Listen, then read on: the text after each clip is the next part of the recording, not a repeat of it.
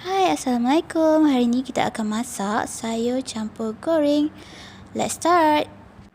Okay, kita akan tumbuk bawang putih, bawang merah dan ikan bilis ni. Kemudian kita hiris-hiris sayur carrot dengan kubis bunga. Okay, kita tumbuk. Kemudian masukkan ikan bilis dan tumbuk lagi. Masukkan minyak dan tumis.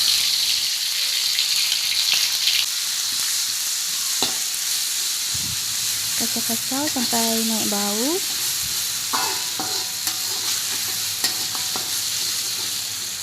Kemudian kita letakkan air sedikit. Masukkan sos tiram. Agak-agak je. Masukkan cuka.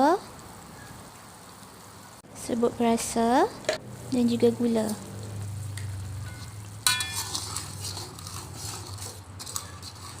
Masukkan semua sayur, carrot dulu.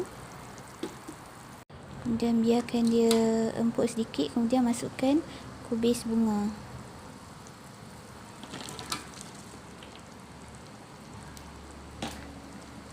Kacau-kacau sampai dia sebati.